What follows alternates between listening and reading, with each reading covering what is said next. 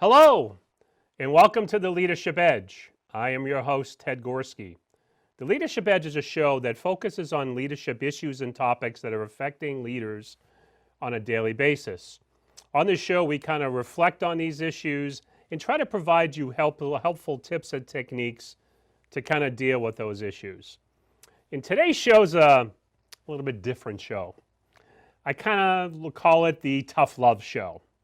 This is kind of the in-your-face kind of show for leaders. And today's show has really brought about some various, let's say, coaching sessions I've had over the last month or so. And what we're going to talk about today is really getting in your face as a leader. If you're dealing with some of these things, these tough love topics, it's kind of really getting you as a leader to look at these particular issues and really providing you kind of direct, tough love kind of advice if you're dealing with them. And it's almost therapeutic for me as well, because I want to be able to tell you straight why some of these thought processes are not kind of a great place to be. So that's kind of how this whole show kind of came about. So without further ado, I want to start with my first tough love issue, complaining. And my coaching clients understand there's kind of a rule that when they're bringing in an issue to our coaching session, they kind of have what's called the 2-minute rule. And the 2-minute rule is you have 2 minutes to kind of whine and complain about the issue. Complain about what the company's not doing, complaining what the team is not doing, complaining what maybe an individual contributor is not doing, whatever. But you know, the deal is this. You can spend all this time whining and complaining versus doing something about it. What I tend to do is I allow the leaders to vent for 2 minutes. Then I will stop. Okay, and your 2 minutes is up. And then I'll say something like, what's the positive of this issue?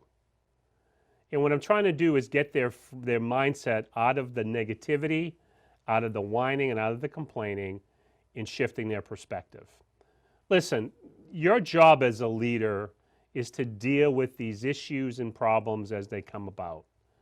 It's not to sit there and whine and complain why something's not being done and why something should be done. Complaining and why someone didn't communicate properly. Your job is to kind of deal with the issue, find the solution, and then kind of move forward to the next thing. So the thing I want to say to you is stop complaining, stop whining, find solutions, solve the problem. And don't spend your time wasting time venting or whining, because it's not going to do you any good. Tough love lesson number 2. I hear this quite a bit. They ought to know. I'll work in coaching sessions and I'll talk about something might come up and I'll say, so why did that happen? And I get this old kind of phrase and says, well, Ted, they ought to know that that's not acceptable, or they ought to know the right way to do something. Here's the reality. They don't know. So your job is maybe you didn't communicate it as properly. Maybe you need to do a better job in talking about your expectations. So they ought to know is a sign that maybe there's something that you're not doing. Maybe that's something that you need to improve on. So the ought to knows is almost what I call the assumption kind of phase. You're thinking they should know, or you're making huge assumptions.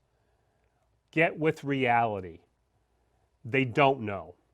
And it's your job as a leader to make sure they do know.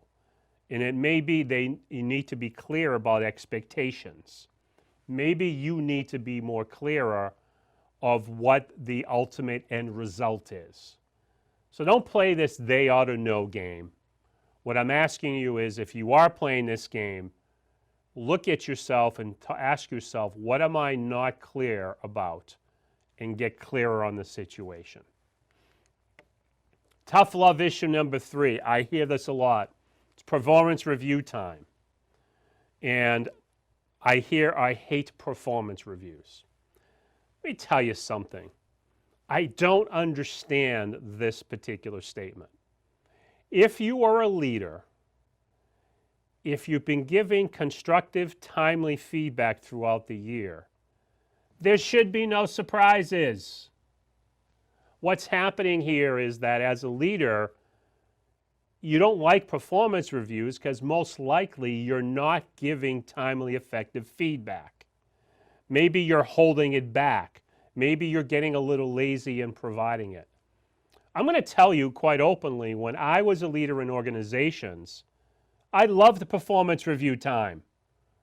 It was a great time for me to sit down with my direct report and have an open and honest conversation. And quite frankly, when I slid the performance evaluation across the table, there was no surprises. They knew what was in it. What it was more about is a conversation of, let's talk about your successes, let's talk about what you need to work on, let's talk about what your career aspirations are to make sure we're in alignment as you're working on things in your professional career. It was a beautiful time to go out, have a nice lunch, and discuss someone's professional development. You don't like them if you're a leader because maybe you don't know how to give the feedback. Maybe you don't have a process to capture someone's performance evaluations or somebody's successes over the year. What I did simply was I had a folder for each of my direct reports, and as they did great things during the year, or if I had some conversations with them, it would go in their folder.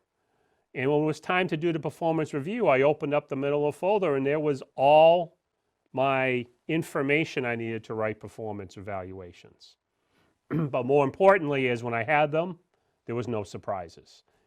If you're providing performance evaluations and there are surprises from the person you're evaluating, maybe it's a sign that you need to be better in your ability to provide feedback.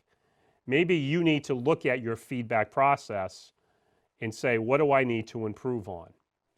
So what I say to you here is if you hate performance evaluations, look at your process. Maybe there's a flaw there that you need to improve on. Tough love issue number 3. I told them so many times about.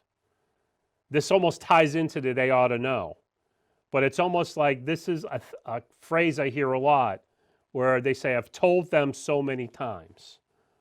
Well, maybe, again, you're not being clear on what your message is.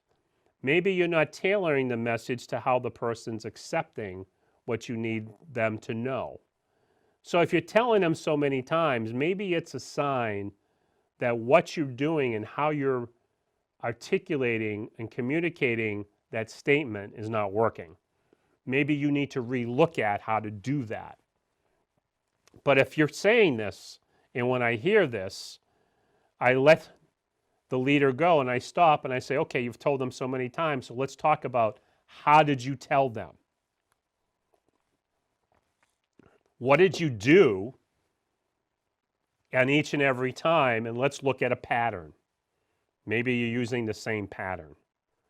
So again, you need to evaluate and look at things and say to yourself, if I'm repeating this all the time, maybe I need to look at how I'm delivering the message because obviously it's not getting through. So again, it's about self-reflection. Tough love question number 5 I hear issue. I get asked the same question over and over. You know, if I had 5 cents for every time I've heard this, I think I could probably retire. And I'm not kidding.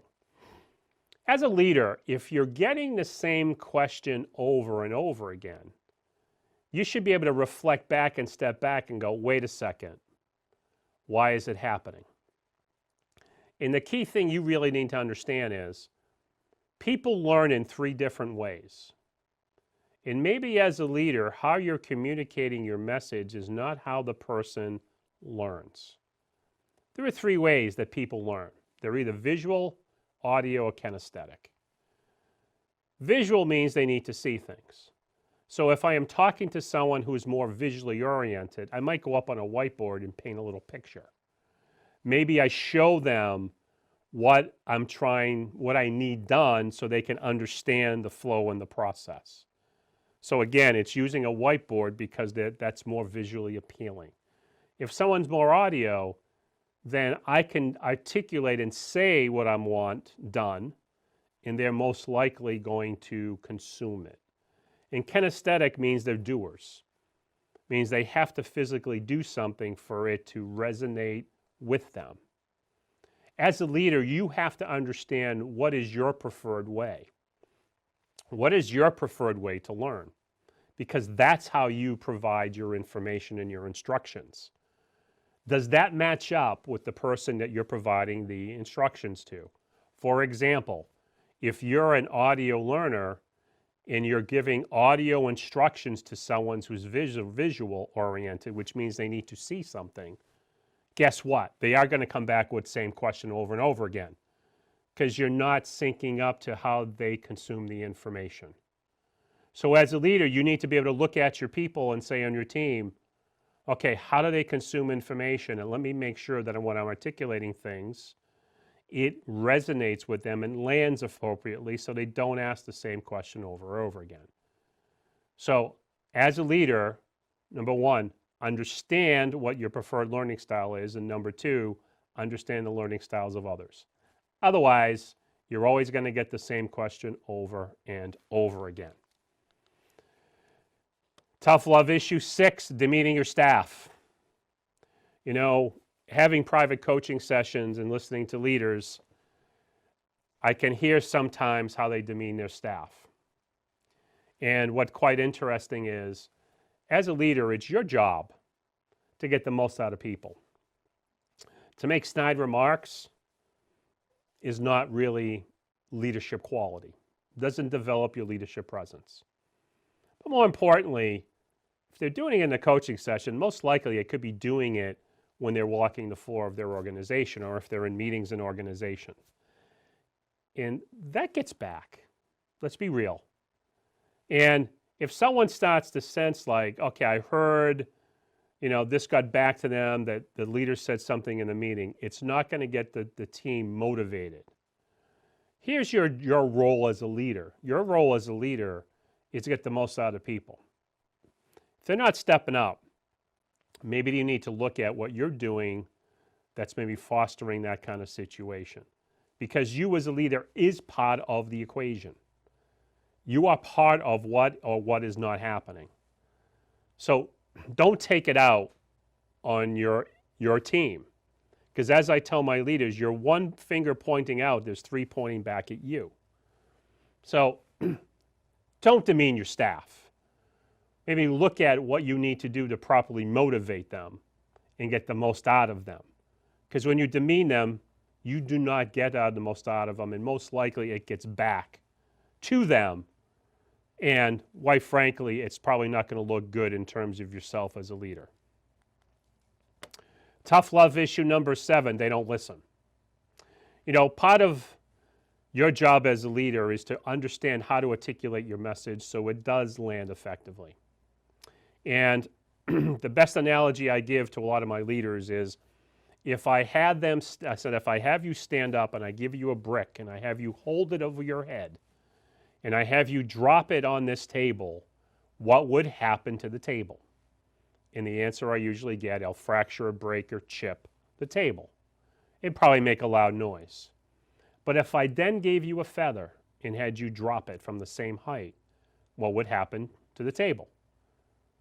And usually the answer is nothing, because it would come down very softly and just land. Well, guess what? If you're coming across in your communication as a brick, does it surprise you why people don't listen?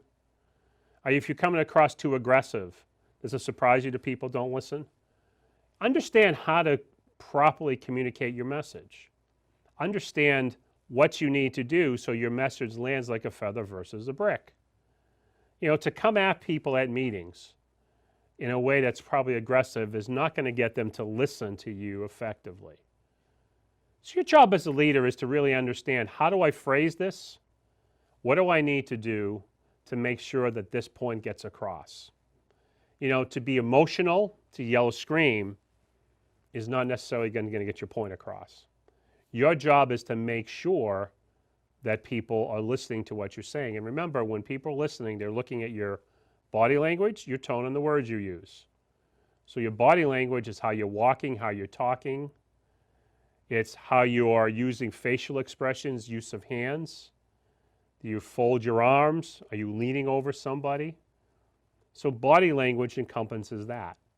Your tone, are you loud or you're soft? Are you fast or you're slow?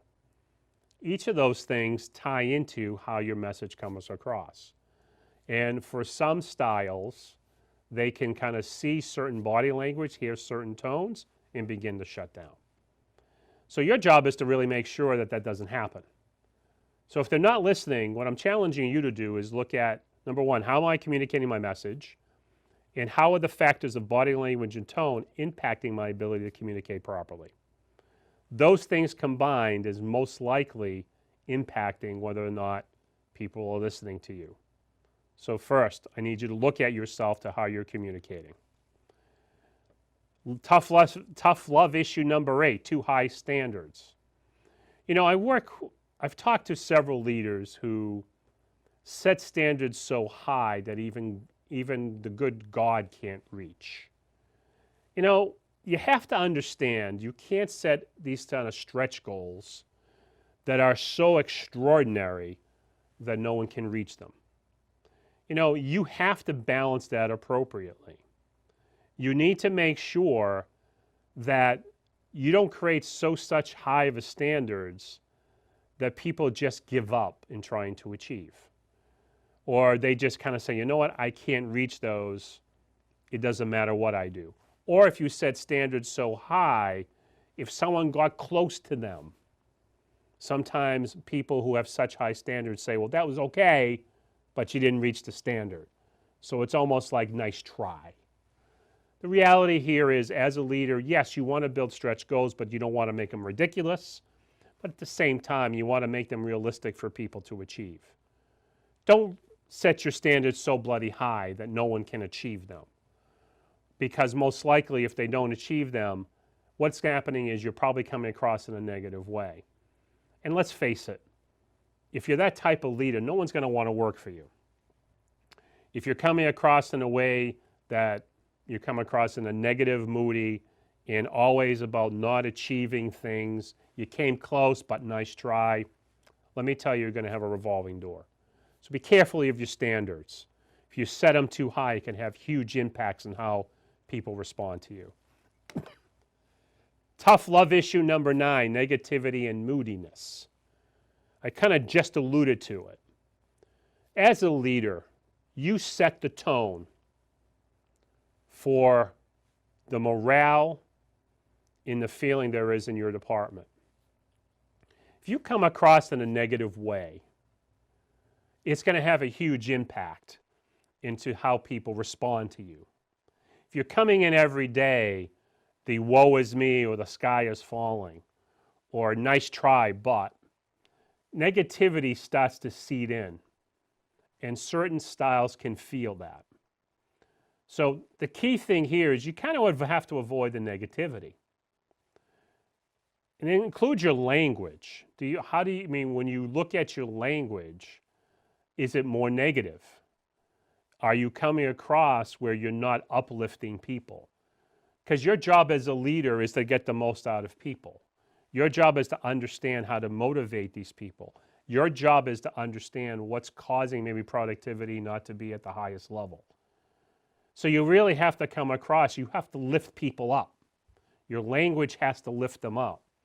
Because if they're not producing, because maybe some life thing's getting in the way, a family member is sick, it's causing some problems, you have to lift them up. It reminds me of a situation several years ago. I was doing a communication workshop, and I talked about the importance of understanding where people are coming from, to understand and being positive in terms of how you approach certain things. And an HR manager at the break came up to me and she says, Ted, I'm glad you said that. She said, I had a manager who was extremely negative. And there was a person on their team recently that was one of the highest performers in the team. But within the last month or so, her performance was going down. And the manager come into her office and wanted to fire her. Now, he never approached her, but just said, I'm noticing her performance is going down. It's gone down dramatically over the last month. And I want to start proceedings to, to fire her. So the HR person kind of said, listen, let's talk about this. Let's kind of talk about the policy. Let's hold back on this a bit. This doesn't sound like a really good kind of situation. If this person's been a great performer, there might be something to it. Well, later that day, the HR person was walking down the hallway and she heard someone sobbing in the conference room. So she walked in and it was this person who was the low performer, the high performer who's now the low performer. And she walked in and she asked, are you okay? And she says, no, I'm not. And the HR person asked, well, what's happening? She says, I'm very close to my grandmother and my grandmother's not doing well. It looks like she's not going to survive the weekend and I'm having a trouble time with this. And the HR person said, I'm sorry to hear this. How long has it been? And the person said, it's been about a month. There you go. Being negative in looking at her performance in a negative way did not allow this leader to go and have a conversation, because you would have found out that because her performance was going down was because she was having difficulty dealing with the possibility of losing her grandmother, who was very close to her. So coming across in a negative way is not helping you deal with those issues. And this ties into moodiness. Your job is to kind of set the morale of the group every day. You don't want your team to be wondering, where are you? Are you coming, is it the good Ted today or the bad Ted today? So you have to manage that. And you have that ability to manage that. So don't come in with a moodiness. Your team has to figure out where you're coming from. You're a Dr. Jekyll, Mr. Hyde today. So your job is to kind of level that as much as possible. So if you're moody, kind of look at what you need to do to kind of be able to build that persona so you can come across in a nice, balanced, positive way. Tough issue number 10, being stubborn. My way is the only way. Or I'm not stubborn, my way is just the best way. Listen, your job as the leader is to find the best solution. Your job as a leader is your solutions are not always the best solutions. Your job is to find the best solution. So maybe proposing an idea, but seeing how it gets played off. So flexibility is key. Many times in my coaching sessions, I have to talk about stubbornness and how stubbornness is impacting things. So as a leader, your job is to find the best solution and to be flexible. Stubbornness is not an option. Look yourself in the mirror and say, what do I need to do to become more flexible so I can build and create better solutions? Tough love issue number 11, having an agenda. Your job as a leader is not to have an agenda. Your job is to be able to find a solution. When I talk about an agenda, it's about a personal agenda. There might be something personal you have in achieving something, and you're being kind of sneaky in how you're doing it. Your job as a leader is to be open and transparent and not to have any personal vendettas. Okay, I've coached many leaders, and when I sense there's an agenda, I call them out on it. Again, leadership's not about having an agenda. It's not about settling scores. It's about doing the right thing. So what I'm asking you to do is, if you have an agenda, you shelve it. Because that's not what true leadership is. That's not leadership presence. That's something that's totally non-leadership. So what I say to that is, trash that kind of crap, because it's not about having a personal agenda. So the last tough love issue is, am I feeling better? Hell yeah. This kind of show is all about being truthful and honest and being transparent. If you've dealt with some of these issues, if you're dealing with some of these issues as a leader, your job is to deal with it. Your job is to fix it and to make sure that these don't get into your ability to be a leader, because if it does, it's impacting your ability to show up and it's impacting your ability to have leadership presence. So I'm asking you to kind of reflect on some of the things we talked about today and kind of look at what you need to do. Because the final thought I want to leave you with today on tough love is, why did you get in leadership in the first place? You know, I got into leadership because I wanted to help people grow. I got into leadership because I enjoyed seeing people take their personal careers to new levels. It charged me up when people got promoted from my staff. It charged me up to see how they developed. Why did you get into leadership? And some of these tough love issues, if you're doing some of those, you didn't get into leadership for the right reasons. What I'm challenging you is, why did you get into it? And why did you get into it in a good way? Because that's what leadership is all about, is helping people grow and getting the most out of them. So that kind of ends today's show on tough love. If there's anything we can do to help you with your leadership needs, or if you're having challenges with some of these tough love issues, we certainly love to help you. Please reach out to us at www.getyouredge.com, and we'd be more than happy to discuss how we might be able to help you with your leadership needs. So again, thank you for watching today's show, and we look forward to seeing you on the Leadership Edge.